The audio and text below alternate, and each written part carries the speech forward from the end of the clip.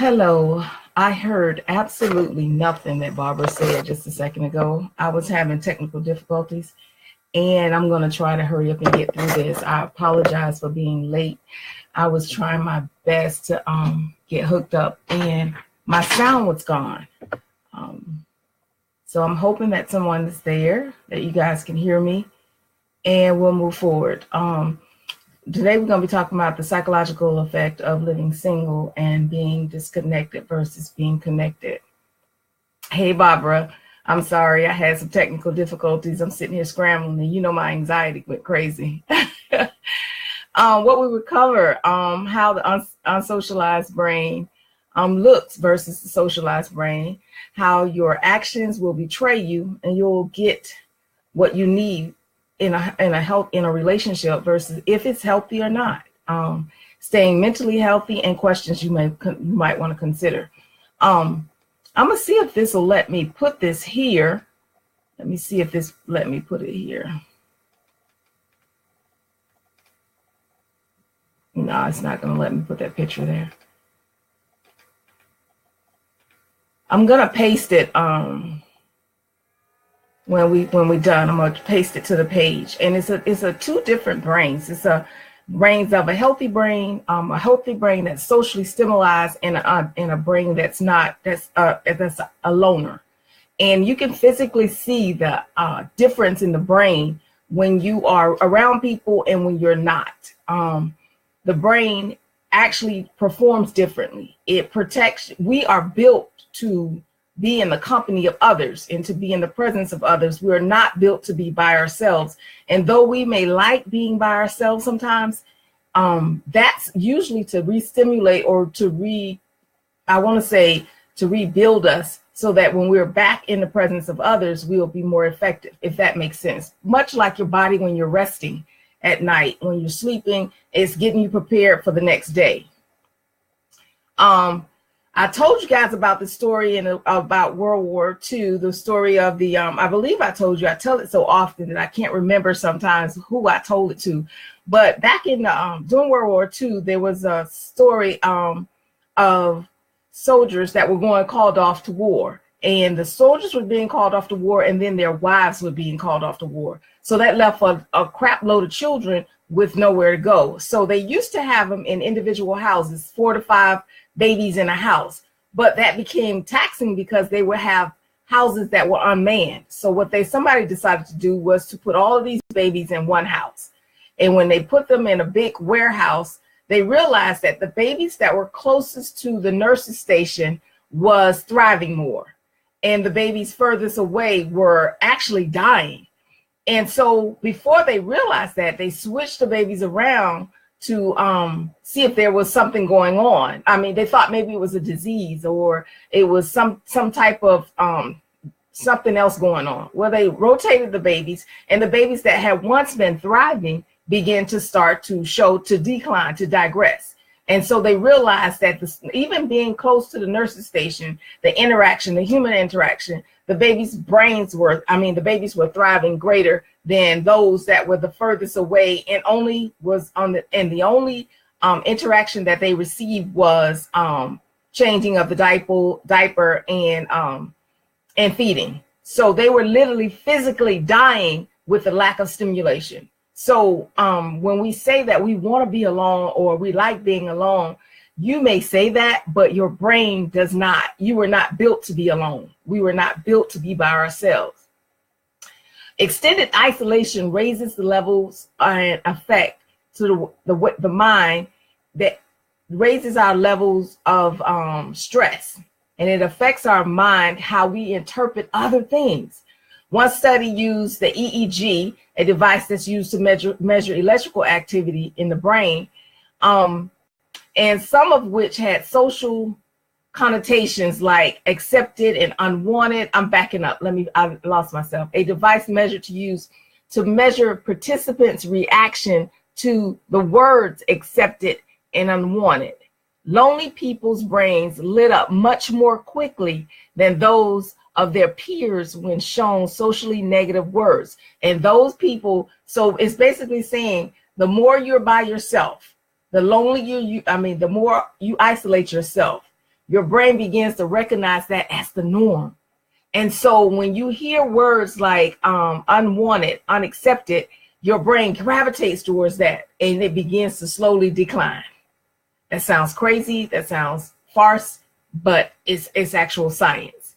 When you're lonely, you miss out on the dopamine. We actually encourage not physical contact so much, but we encourage social contact, because being in the presence of someone else, you receive dopamine. That dopamine is that stuff that makes our brain feel good, make us feel good. You may say, I don't like this person, or I don't like that person.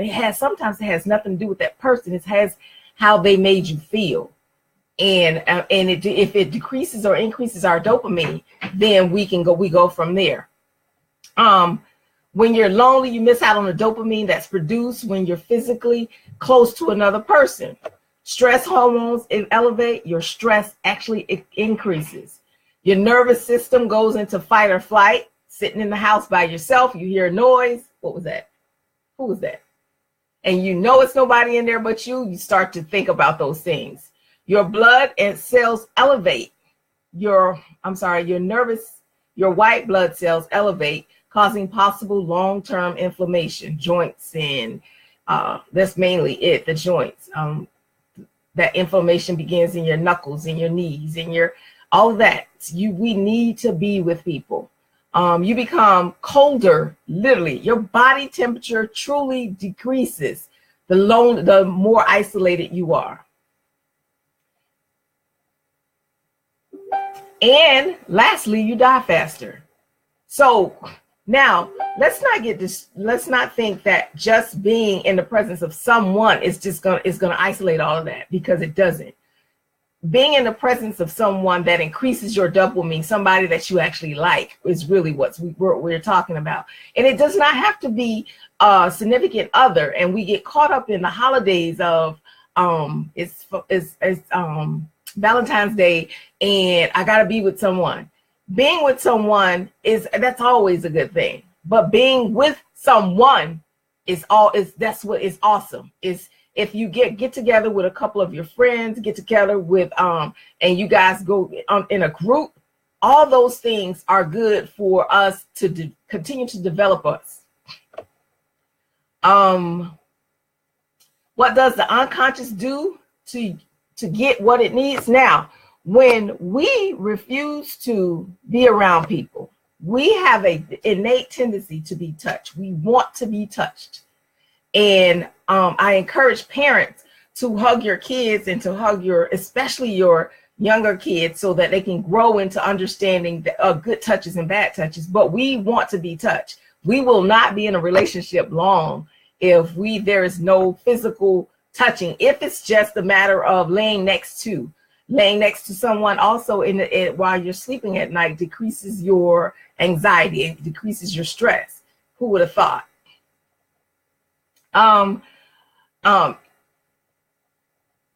If we refuse to give ourselves what we need, the interaction, to be with people or to be in the presence of people, we begin to entertain unproductive relationships. We stay in unhealthy relationships, and we return to unhealthy or unproductive relationships. That's inevitable. If you refuse to allow yourself to be with someone and to be in the presence of others at work and to communicate on a sociable term, you will entertain unproductive relationships, stay in unhealthy relationships, or return to an unhealthy or unproductive relationship. What can you do to stay in a mentally healthy? What can you do to stay mentally healthy during lonely times? Interact with productive people. Make a list and put down productive people versus unproductive people, positive people versus negative people, and find a way to socialize with those productive and positive people, because that's what's going to keep our brain going. Minimize contact with unproductive people in relationships. Sometimes that can be difficult when it's a spouse or a significant other, or it's a family member. That can be really difficult to interact with somebody that's unproductive if they're living in the house. But I won't tell you how to do it or not to do it. You're going to have to figure that out. But minimize that contact with unproductive people, because it literally fights against us and our productivity. Stay mindful of who you are and what you want and desire out of a healthy relationship. That is important, to stay mindful of who you are and what you want out of productive and healthy relationship. You're in control of that. And if you don't stay in control of that, you're going to lose it.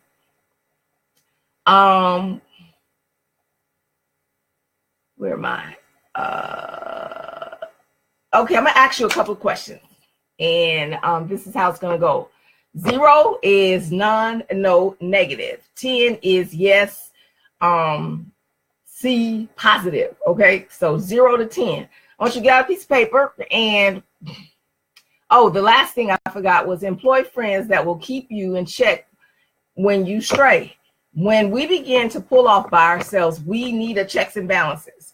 We need someone on the outside to say, look, you're getting too far from us. You're getting too distant. We need you to pull back in, because if you don't have friends that will, I see a glare on my glasses. If you don't have friends that will pull you in, you will end up going out further, further, further, further. And then in your mind, you will say to yourself, I don't have any friends. I don't communicate with anybody. Don't nobody like me. I don't like people. I just like to be by myself, because at that point we would start to convince ourselves that we like being alone, or we like being by ourselves, and nobody likes that. If you do, then you're the exception, but usually no one likes that. On the scale of 1 to 10. Now, think about all of your relationships, 1 through all of the relationships. If you can just compress those into, Barbara asked me a good question. Why do we pull away when we're going through?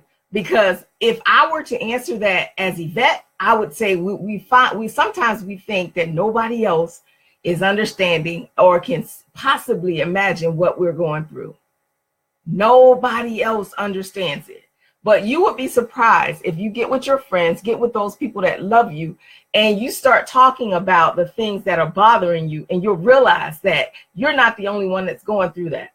When I started having teenagers that were just losing their mind and doing things that were just, you know what I'm saying, un-Yvette-like, you know, I was like, I did not raise you to be that. I did not raise you to talk like that. I did not raise you to do this. And where did you get that from?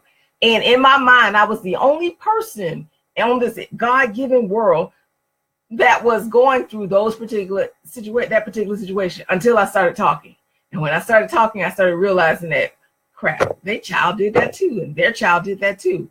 If you see someone that may be going through something, or they're beginning to pull back, and you call yourself a friend, or you say that you are their friend, I encourage you to reach out to them. Because you can reach out to them and they can tell you, no, never mind. Because that's probably usually going to be my first response. No, I'm good. That's okay. But then when you come back, if you come back with something that you know, or they know that you are authentic and you care, then they're more likely, or they can be more likely to reach out to you. Hey, Nisi, they'll be more likely to reach out to you if you can come back with, if you come to me and you say, Yvette, are you okay? And you go, I'm okay, girl, I'm good. And then you come back with, I asked because you're usually more chipper. You're usually more, even, you know what I'm saying, outgoing. And today I see that you're withdrawn, or lately I've seen that you're withdrawn. That 1 tells me that you're paying attention to me, and that 2, you're actually seeing something that, my behavior has actually changed. Now, there's nothing more stimulating and more positive that you can feel on the inside than to know that somebody is actually watching you, to know, not in a creepy way, but they're watching you to see that you are changing, and you are changing for not a negative or a more isolated person. And because I love you, and because I am your friend, I'm not going to allow you to go in that rabbit hole. Because if anybody ever been left alone for a period of time, you know that you're going to mentally go in that rabbit hole. And you go to the first door is usually, I can't believe this is happening to me. And then you reach into, don't nobody understand. Everybody, don't nobody understand exactly what I'm going through. And then you may filter off into this has never happened to anybody else in the world. And then it goes deeper and deeper and deeper, much like the internet rabbit hole, when you begin searching for one thing and then you end up on a whole nother subject in a whole nother field, and you going back to your thought, your notes, and you go, how the freak did I get all the way over here? I was not going to curse. How did I get over here? And it's because you did not stay focused. You did not allow yourself to go in and come out to get exactly what you want. The questions that I want you to consider is, on a scale of 1 to 10 is 1. Answer this. Basically, take all of your relationships and group them together, right? And just put them all in one big ball, right? And then say to yourself, I have fulfilling relationships, and fulfilling is defined as a relationship that you've chosen for this question, a relationship, and it's from 0 to 10. I have fulfilling relationships. If I were to answer that, I would say 0 or 1 would be no, I have none. And 10 would be all the time. Every relationship that I have is positive and uplifting, and, so if I were to answer that, I would say it's about a 6. Sometimes there are relationships in my life that I know that are toxic, and I kind of stay away from them. But sometimes there are people that I can't get away from.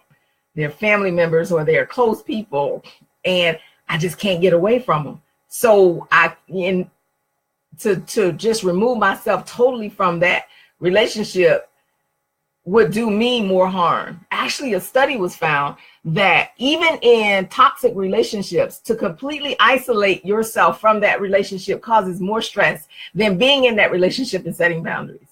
That blew my mind. And that's one thing, as I talk to you, I realized that I haven't done is set boundaries. But that's another story. We ain't gonna go there. Mine is a 6. Okay, the next one is, when I'm offended, I immediately tell the person that I'm offended on a scale of 1 to 10. No, you never tell them. And 10, you always tell them. If I were to say that, I'm probably about an 8. Sometimes I do. All depends on the person. And then sometimes, because you just can't tell your mama that you offended. Maybe you can, but sometimes I don't think I can. That's on the scale of 1 to 10. So I think me overall, I would say that I'm about an 8. I usually keep things to myself. It's not really that serious. On a scale of 1 to 10.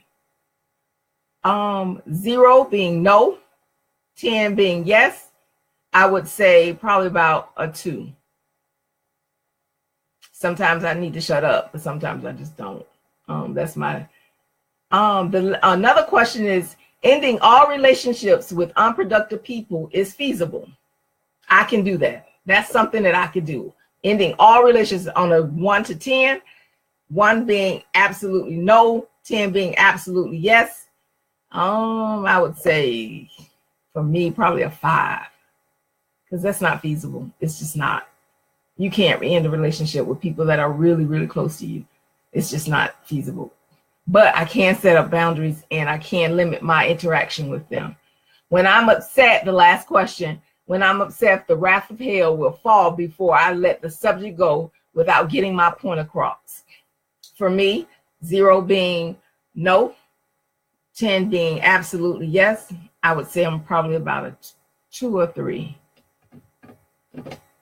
So if we were to recap, we're talking about how the brain looks when you're by yourself. Though you may like being by yourself, though you may enjoy being isolated, we're not built that way. That's not how God created us. He created us for social interaction and physical interaction. We talked about the story of the World War. We talked about what does the unconscious do when you don't get what you need. You're gonna get it.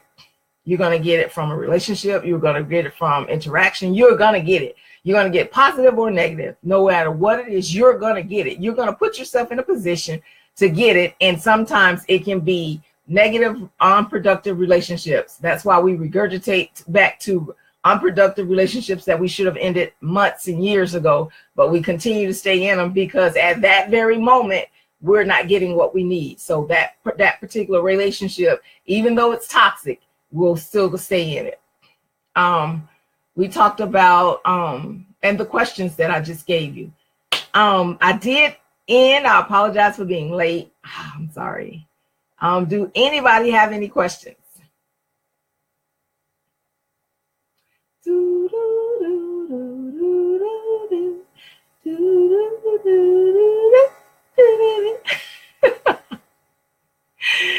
Okay, if not, I'm gonna end right there.